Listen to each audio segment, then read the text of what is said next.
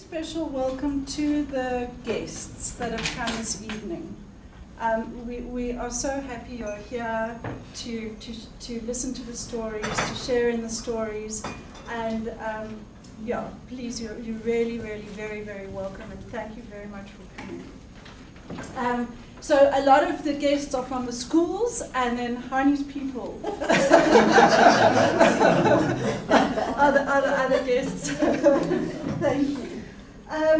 So I want to really also say thank you to our P4P team, Selwyn, who has sort of single-handedly managed our technical crisis here, and Melissa, I think she's been rushed. You probably met her when you came in with the badges. She is our super amazing, efficient, incredible administrator at Partners for Possibility, and the whole administrative team, in fact, are the wind beneath our wings, and we don't often get a chance to really say thank you to them. So I want to say thanks to them and for organizing everything.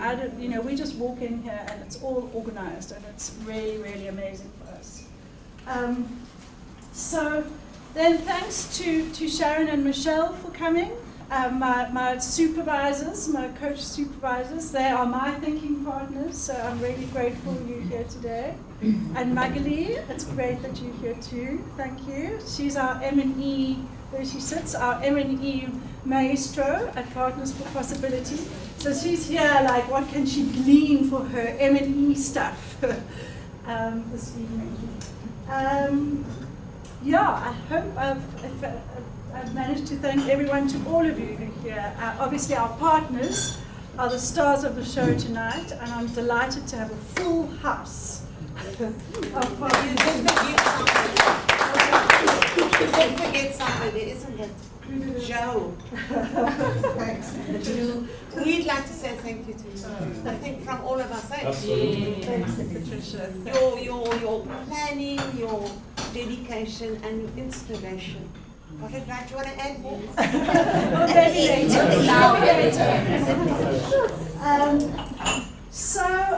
What will you hear tonight? And for our guests, I just want to give a little bit of a background.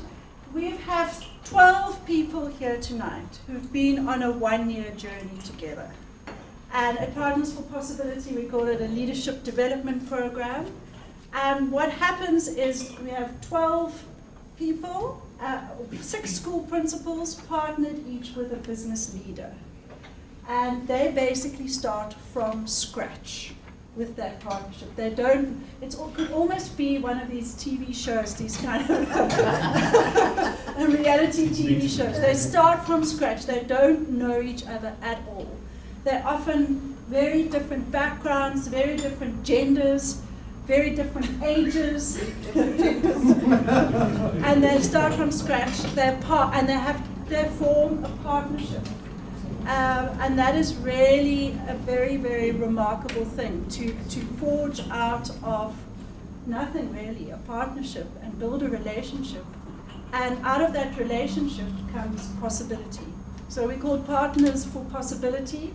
There's a lot of problems that we all know that we've got, lack of resources, lack of capacity. We'd rather think about what's possible rather than what's not possible. And that's kind of why we called Partners for Possibility.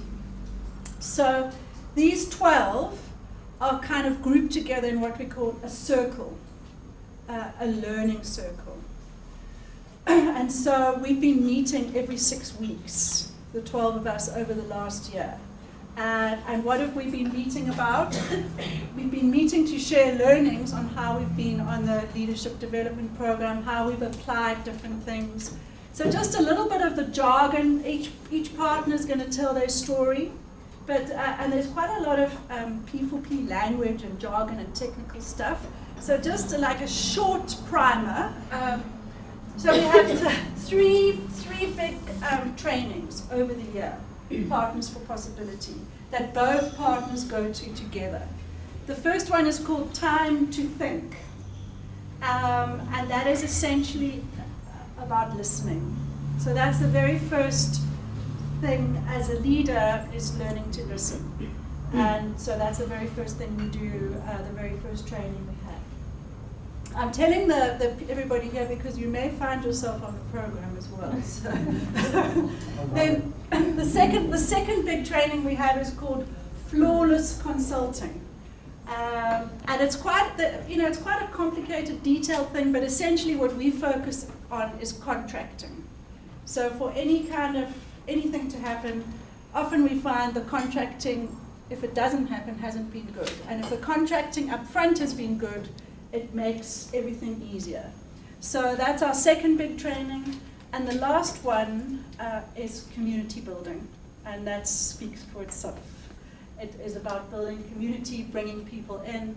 And that's also partly why we're delighted to have you all here tonight, because you become part of our community. And it's a very key value for us at Partners for Possibility. We are a nation-building program, and community is the first little piece of a block in building a nation. So I think that's enough from me. Yeah, just to make sure we've got all the language, we talked about this learning circle meeting every 6 weeks, and we call that a community of practice. And then the acronym is COP. So when you hear people talking about the COPs, that's what we're talking about. The COPs are when we all get together, the 12 of us. And my role has been, they call me an LPF, which is for Learning Process Facilitator. So it's been my absolute privilege and honor to work facilitating the COPs, and also to work one-on-one with partners. And the other last piece of jargon to leave you with is the triad, which is a meeting of 3 people, basically, the partners and myself. So I don't know if there are any questions or anybody wants to say anything before we move into hearing the stories of the partnerships over this year, where they've been meeting with me, with each other, going to the trainings, going to the COPs, and building the relationship. Yep. Okay.